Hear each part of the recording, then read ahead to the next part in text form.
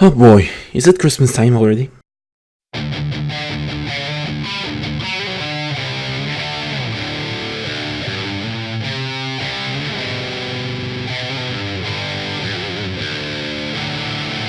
January 6th of 2020 is the day we will get another patch in Splatoon 2. Hello and welcome to Splat Talk, and today we'll be focusing on the notes of patch version 5.1.0, which again is stated for release on January 6th of 2020. So let's get into it. Right away we can see a decrease in ink consumption by 8% for all base splash shots. That includes Vanilla Splash Shot, the Hero Shot, the Tentatek Splash Shot, the Octo Shot, and the Kensa Splash Shot. Next up for the Luna Blasters, it says after firing the time limit for actions has been reduced by about 4 frames. I think that means the delay between firing the Luna Blaster and making another move will be reduced, making us react faster after each shot. And then we get a huge 17% ink consumption decrease for the main weapon. Bless Nogami for making Luna Blaster great again.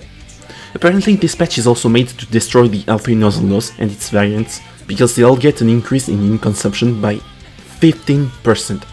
And they reduced the effect of main power-up so that it takes more main power-up to get to 33.3 of damage per shot. Previously we needed 1.8 amount of main power-up, which is equivalent to 6 subs. Now we need 2.4 main power-up, which amounts to 8 subs exactly, so a little over 2 mains and 1 sub. And then for the splat chargers and scope, I believe that reducing the width of the paint that the bullets drop means that they probably decreased the ink coverage of the charger shots, although it isn't told by how much. Just like for L3, it will now take more main power up for all bamboozlers to do 99.9 of damage in one fully charged shot. Before this patch, it took a whopping 4.1 main power up to get to 99.9, which amounts to exactly, I did the math for this one, 2 mains and 7 subs.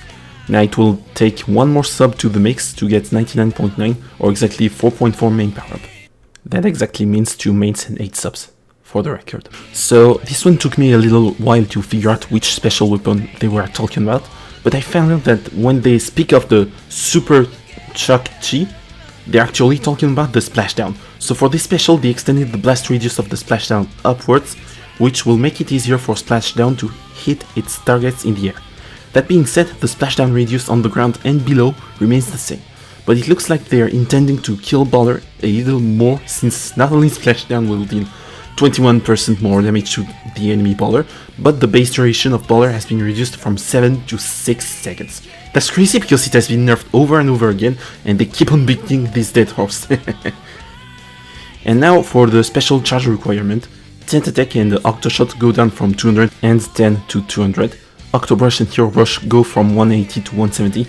Suprama New Bar collaboration, I made a small research and it looks like they're talking about the Emperi Duelist. It goes down from 210 to 200 points required for special.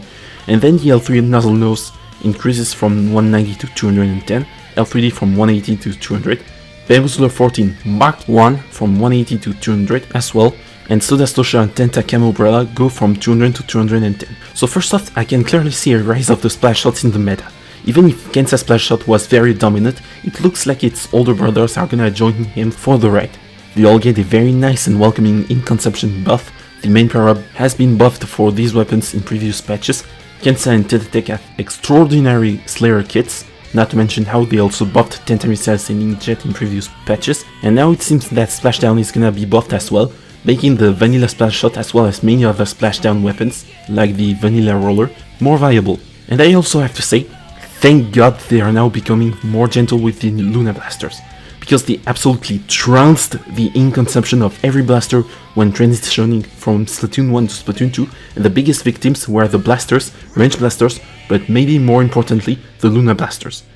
I'd say maybe the one that's gonna benefit from this buff the most is the Vanilla Luna Blaster, because this one weapon can function similarly to how the Luna Blaster Neo controlled in Splatoon 1 with his Splat Bomb, and I think it's gonna rise up even more because of that, despite the Baller nerf. Maybe the Kensa Luna Blaster is gonna follow up right beyond because that's Fizzy Bomb and the Ink Storm is left untouched. That being said, we can clearly see why L3 has risen in the meta these last few weeks. Ever since Koshien 2020 started in October 2019 in Japan, it has been brought to light in this tournament how powerful this weapon can be. Despite its 3-shot burst type, the delay between each burst is very short, giving it a fast fire rate overall, which combined to its decent range, similar to Splash Pro and Dually Squelchers, excellent turf coverage and damage increase from main power-up, makes it one of the most dangerous threats in the meta as of recently.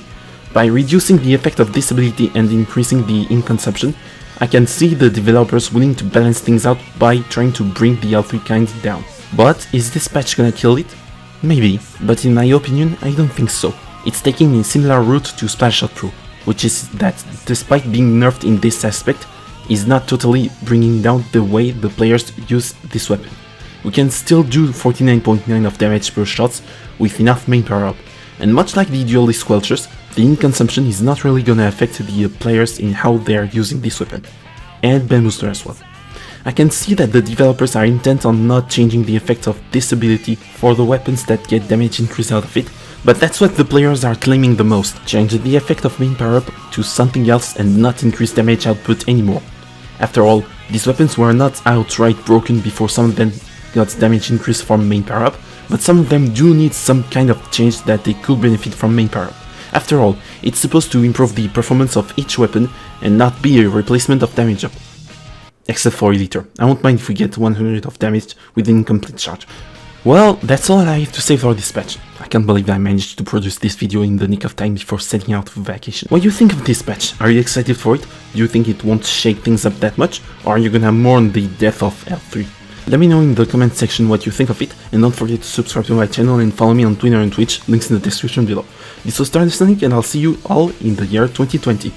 From the bottom of my heart, I wish you a Merry Christmas, a Happy New Year and decade, and may all your dreams and wishes in life come true. And until then, peace.